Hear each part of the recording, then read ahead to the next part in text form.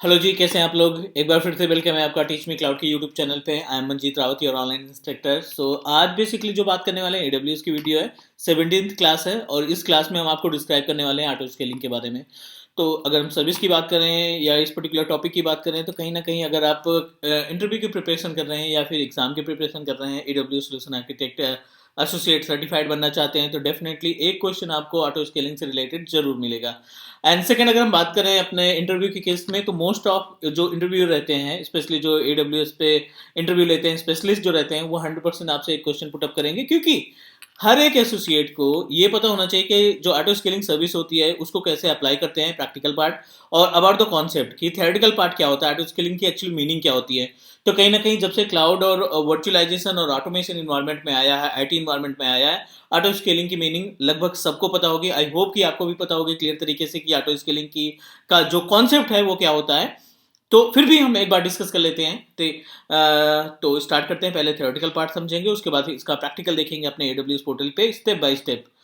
तो स्टार्ट करते हैं, बट उसके पहले अगर फर्स्ट टाइम वीडियो देख रहे हैं, आप पहली बार चैनल पे विजिट किए हैं टीच मी क्लाउड के, तो आप सब्सक्राइब कर सकते हो, क्योंकि टीच मी क्लाउड सिंगल इकलौता चैनल है आपका आईटी ट्रेनिंग प्रोवाइडिंग में, जो आपको 100% लाइव प्रैक्टिकल देता है बिना किसी स्किप के, बिना किसी स्टेप को स्किप किए हुए। ठीक है। तो अगर आप मल्टीपल क्लाउड टेक्नोलॉजीज की वीडियो देखना चाहते हैं या वर्चुअलाइजेशन में कुछ करना चाहते हैं, सर्वर ऑपरेटिंग सिस्टम में कुछ एक्टिविटी परफॉर्म करना चाहते हैं, तो डेफिनेटली एक बार आप प्लेलिस्ट जरूर चेक करिएगा।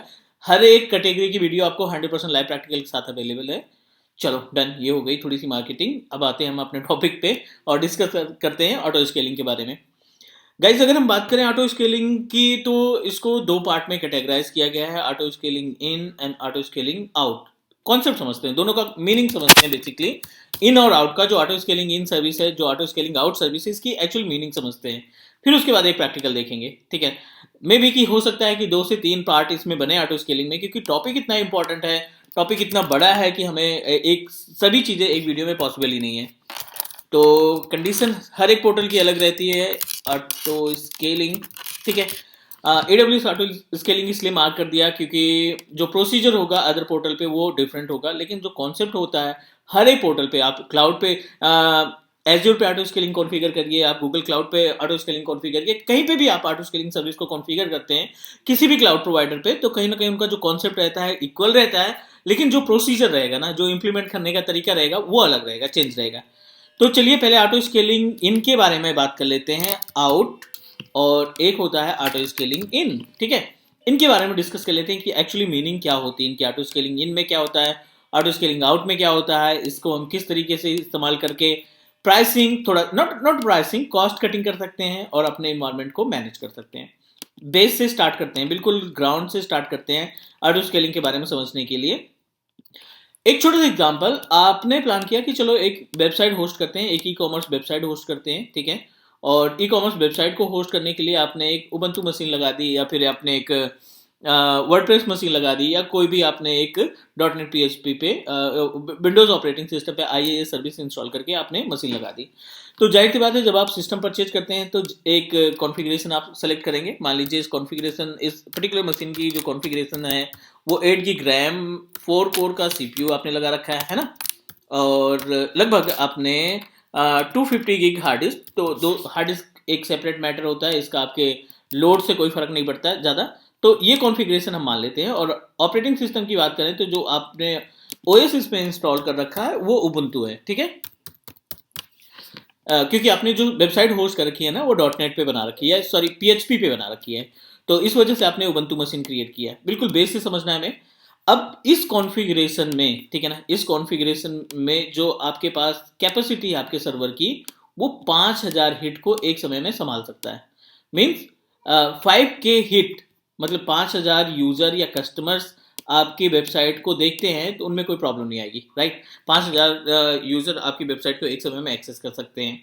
अब आप मान के चलो, क्योंकि ये जाहिर सी बात है ई कॉमर्स वेबसाइट है, हो सकता है स्टार्टिंग में कुछ जो लोड है वो वेबसाइट के ऊपर कम है, 2000-2500 के आसपास हिट आते थे, लेकिन 6 महीने बाद या 8 महीने बाद आपने मार्केटिंग की, डिजिटल मार्केटिंग की, सेल्स वगैरह बंदे हायर किए, प्रमोशन किया आपने वेबसाइट का, और वो पॉपुलर हो गई।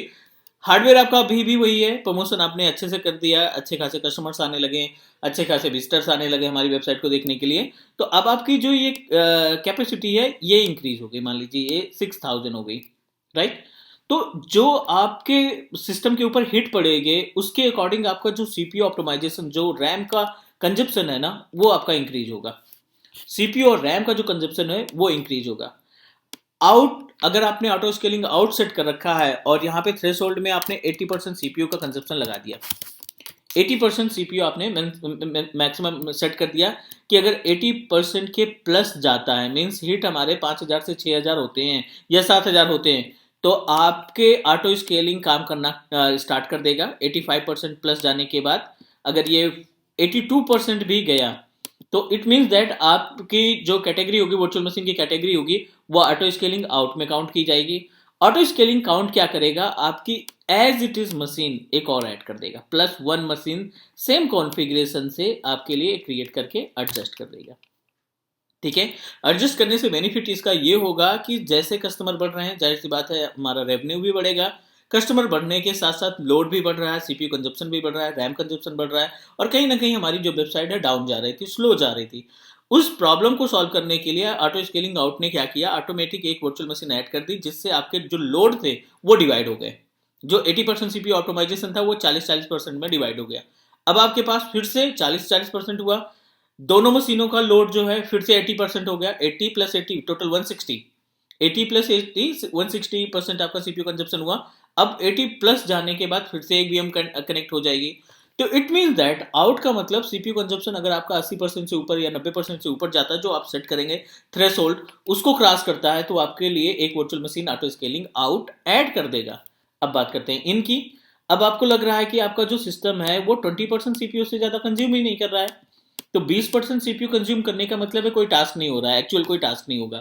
तो ये क्या करेगा, आपके ग्रुप में से एक वीएम को यहीं से डिलीट कर देगा, एक वीएम को उठा के डिलीट कर देगा, ताकि आपको जो एडिशनल वर्चुअल मशीन है जिसका कोई काम भी नहीं, जिसका कोई टास्क ही नहीं है, तो उसको आप उसका पेमेंट क्यों देंगे, आप उसका रेंट क्यों देंगे। तो ऑटो स्केलिंग इन क्या करता है, आपकी वर्चुअल मशीन को रिमूव कर देगा अगर उसका काम नहीं है, अगर उसका सीपीयू कंजप्शन, उसका रैम कंजप्शन 20% 15% के नीचे जा रहा है आप कंटिन्यू, तो उस केस में ये वर्चुअल मशीन को आउट कर देगा, मीन्स डिलीट कर देगा। ये ऑटो स्केलिंग इनका टास्क होगा। तो ये तो बेसिकली थियोरेटिकल बात हुई कि ऑटो स्केलिंग टास्क कैसे परफॉर्म करता है। अब हम इस पे चलते हैं, आपको दिखाते हैं प्रैक्टिकल कि कैसे आप अपने ऑटो स्केलिंग सर्विस को अपने वर्चुअल मशीन के साथ ऐड करके देखेंगे। तो सिंपल सा फंडा है, दो तरीके से आप ऑटो स्केलिंग बनाएंगे। एक तो मशीन बनाते समय ही ऑटो स्केलिंग कॉन्फ़िगर कर लेंगे, एक आपने मशीन पहले से बना दी और उसके बाद ऑटो स्केलिंग कॉन्फ़िगर करते हैं, तब भी पॉसिबल है। चलिए हम आपको स्टेप दिखाते हैं कि कैसे आप ऑटो स्केलिंग बनाते हैं, ऑटो स्केलिंग में वर्चुअल मशीन बनाते हैं। इस पर्टिकुलर वीडियो में हम आपको बेस से दिखाते हैं कि एक मशीन हमें बनानी है जो पहले से ऑटो स्केलिंग में हो, अगर आप उसको डिलीट करना चाहें तो डिलीट करते ही दूसरी मशीन आपके लिए रेडी हो जाए। ऑटो स्केलिंग की मीनिंग ये भी होती है। चलिए एक हम फटाफट अपने AWS पोर्टल पे आ जाते हैं, aws.amazon.com है ना। ठीक है, अभी तक हमने कॉन्सेप्ट देखा अपने थ्योरेटिकल पार्ट का कि आपका जो ऑटो स्केलिंग पार्ट है वो काम कैसे करता है। एक छोटा सा प्रैक्टिकल देखते हैं, अपने AWS पोर्टल पे चलते हैं और AWS पोर्टल में ऑल सर्विसेज पे नॉर्थ वर्जीनिया हमारा लोकेशन है, इसमें EC2 पैनल ओपन करेंगे, क्योंकि जो हम ऑटो स्केलिंग सर्विस को कॉन्फ़िगर करते हैं बेसिकली वो हमारा ज़्यादातर EC2 इंस्टेंस के लिए होता है। जैसे ही आप EC2 इंस्टेंस के पैनल पे लॉन्च करेंगे, पैनल को लॉन्च करेंगे, आप यहाँ पे देखेंगे लेफ्ट पैनल पे, लेफ्ट साइड पे आपको सबसे लास्ट में ऑटो स्केलिंग का ऑप्शन दिखाई पड़ रहा है, और दो ऑप्शन है यहाँ पे, लॉन्च कॉन्फ़िगरेशन है और दूसरा ऑटो स्केलिंग ग्रुप है। हमें ऑटो स्केलिंग ग्रुप पे क्लिक कर देना है, क्योंकि हम एक इंस्टेंस बनाना चाहते हैं जिस इंस्टेंस को रखना चाहते हैं ऑटो स्केलिंग के पार्ट में। ठीक है, तो यहाँ पे कुछ डिफिनीशन भी, इसकी डिटेल भी अवेलेबल है जो हमने थ्योरेटिकल पार्ट में अभी देखी थी, MS पेंट में जो हमने डिस्कस किया था, वो इसकी बेसिक सी इंफॉर्मेशन है, हाउ इट वर्क। तो चलिए हम ऑटो स्केलिंग ग्रुप पे क्लिक करते हैं, कोई सा भी नाम दे दीजिए यहाँ पे, स्केलिंग GRP है ना, ऑटो स्केलिंग ग्रुप के का नाम हमने मेंशन कर दिया। यहाँ पे है लॉन्च टेम्पलेट, तो we are planning to create a launch template, हम एक नया सिस्टम बनाना चाहते हैं जिसके थ्रू हम अपने इंस्टेंस को ऑटो स्केलिंग के पार्ट में रखेंगे। क्रिएट टेम्पलेट पे क्लिक कर दीजिए आप। क्रिएट टेम्पलेट पे क्लिक करने के बाद आप सीधे आ जाएंगे EC2 के वर्चुअल मशीन क्रिएशन वाले पैनल पे। ठीक है, यहाँ पे नाम दे दीजिए टेस्ट टेम्प।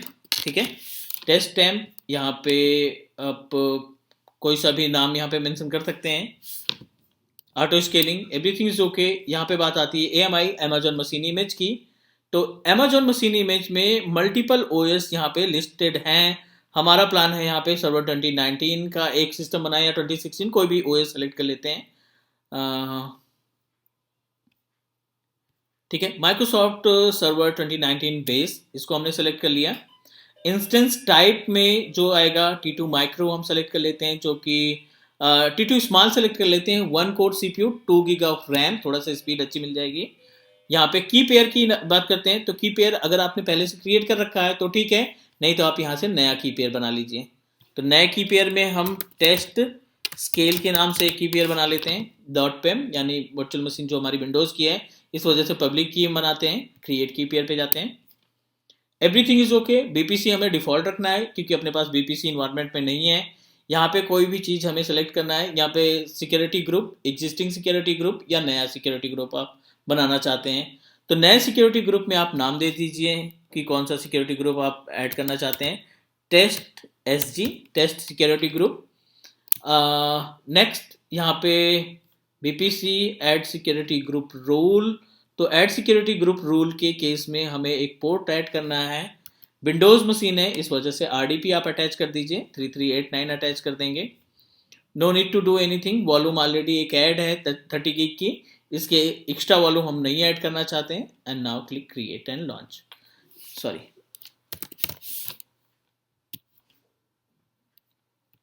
.0.0.0 सोर्स में एनीवेयर कर दो आप। Now click launch. नॉर्मल जो वर्चुअल मशीन का टाइम है इंस्टेंस क्रिएट करने के लिए, ये उतना टाइम लगेगा। जैसे हमारा इंस्टेंस तैयार होता है, रेडी होता है, हम क्या करेंगे, ऑटो स्केलिंग का कॉन्सेप्ट देखेंगे। आप इंस्टेंस डिलीट करोगे और विद इन सेकेंड जैसे आपके इंस्टेंस डिलीट होता है, एक VM रन करना स्टार्ट कर देगा। तो पहले तो इंतजार कर लेते हैं, जो ये विंडोज़ 2019 आपने क्रिएट किया है, इसको बनने में भी 3 से 4 मिनट का टाइम लग जाएगा। सो थोड़ा सा इंतजार करना पड़ेगा हमें।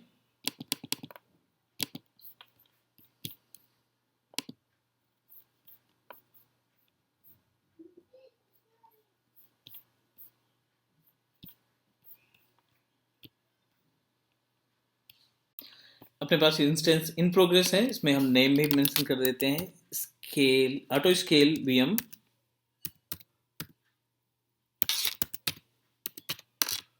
ठीक है, और ये VM जैसे ही हमारा रेडी होता है कनेक्ट करने के लिए, अगर आप इस इंस्टेंस को डिलीट भी कर देते हैं या स्टॉप भी कर देते हैं या व्हाटएवर कुछ भी एक्टिविटी करते हैं आप इस इंस्टेंस के साथ, तो ये दूसरा instance as it is create कर देगा। तो पहले इसको हम प्रॉपर तरीके से रन करने देते हैं। अभी इनिशियलाइजिंग में है, तो I think we need to wait up to 2 to 3 minute, 2 से 3 मिनट का टाइम लगेगा प्रॉपर रन करने में। उसके बाद फिर हम इसको कनेक्टिविटी देंगे। और यहाँ पे ये की है टेस्ट स्केल पेम के नाम से, जो हमने की क्रिएट की थी, इसको हम डेस्कटॉप पे रख लेते हैं ताकि हम इसको कनेक्ट करा सकें।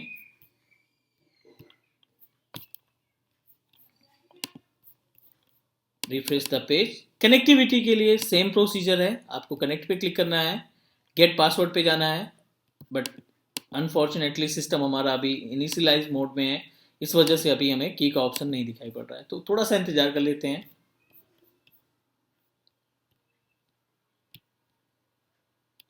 ठीक है, इंस्टेंस हमारा रेडी है। I am just going to connect it. Get password पे क्लिक करेंगे। जो भी आपने की डिज़ाइन की थी स्केलिंग क्रिएट करते समय, इंस्टेंस क्रिएट करते समय, उस की को आप सेलेक्ट कर लेंगे। ओके, सॉरी,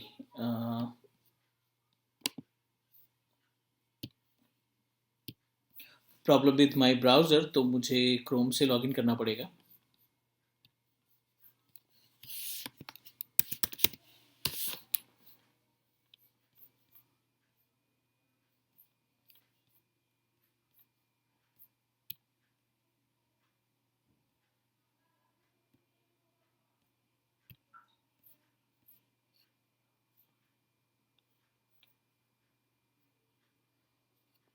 ठीक है, actually I am unable to copy the की।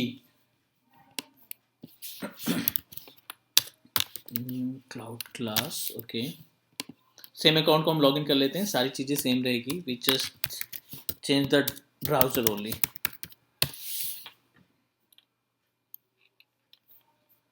ठीक है, इंस्टेंस हमारा क्रिएट हुआ है स्केल के नाम से। आप EC2 इंस्टेंस पे जाओ, north Virginia location, EC2 instance, और इसको एक बार कनेक्ट करते हैं। कनेक्ट करने के बाद इसमें कुछ डॉक्यूमेंट वगैरह क्रिएट करते हैं, फोल्डर क्रिएट करते हैं डेस्कटॉप पे, और फिर उसके बाद कनेक्टिविटी करते हैं। इंस्टेंस पे जाइए आप, रनिंग इंस्टेंस जो ऑप्शन दिख रहा है हमें,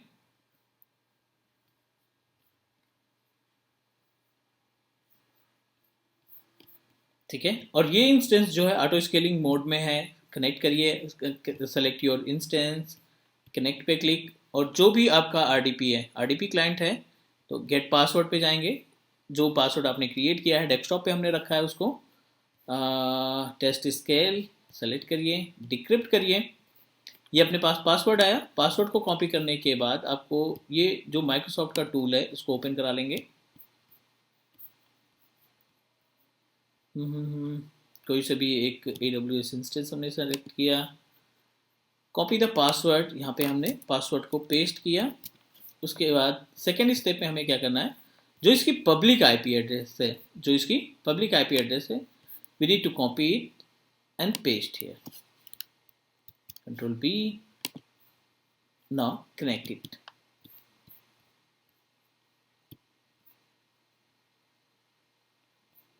जो सर्वर 2019 का इंस्टेंस हमने क्रिएट किया था ऑटो स्केलिंग मोड में, वो आप सक्सेसफुली यहाँ पे कनेक्ट कर चुके हैं, right. So what I am going to do, हम यहाँ पे एक छोटा सा फोल्डर बनाएंगे इस पर्टिकुलर सर्वर के ऊपर, या कोई भी सर्विस आप इंस्टॉल करते हैं, कोई भी ड्राइव ऐड कर लेते हैं, कोई भी डॉक्यूमेंट अपलोड कर देते हैं, और अनफॉर्चुनेटली अगर ये इंस्टेंस डिलीट भी हो जाता है, तो auto scaling same as it is, same data के साथ, सेम OS, सेम सर्विस के साथ आपके लिए दूसरा instance at a time create कर लेगा। तो मान लीजिए हम यहाँ पे एक फोल्डर बना लेते हैं with name of test, simple folder desktop पे बनाया।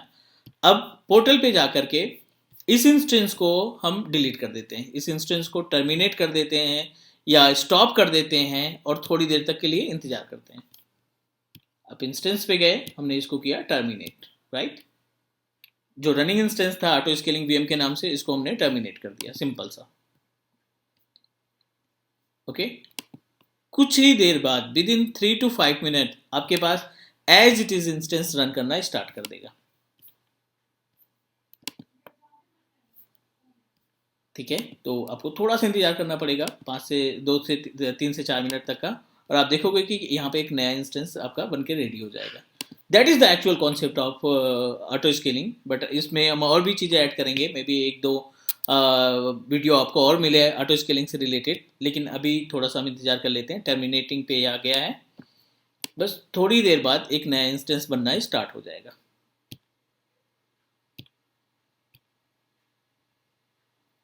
ठीक है। अब देखो यहाँ पे अपने आप एक इंस्टेंस बनना तैयार हो गया, ये आपका क्रिएट हो जाएगा, और ये तब तक क्रिएट होता रहेगा जब तक आप बैकएंड से ऑटो स्केलिंग ग्रुप नहीं डिलीट कर देंगे। तो आज के लिए यहाँ तक रखते हैं। नेक्स्ट वीडियो में हम आपको दिखाते हैं कि कैसे आप ये जो ऑटो स्केलिंग के थ्रू VM बनता है, इसको हम कैसे कनेक्टिविटी देते हैं। आज के लिए इतना गाइज, नेक्स्ट वीडियो मिलते हैं, सेकेंड पार्ट ऑटो स्केलिंग का। तब तक के लिए take care and bye bye.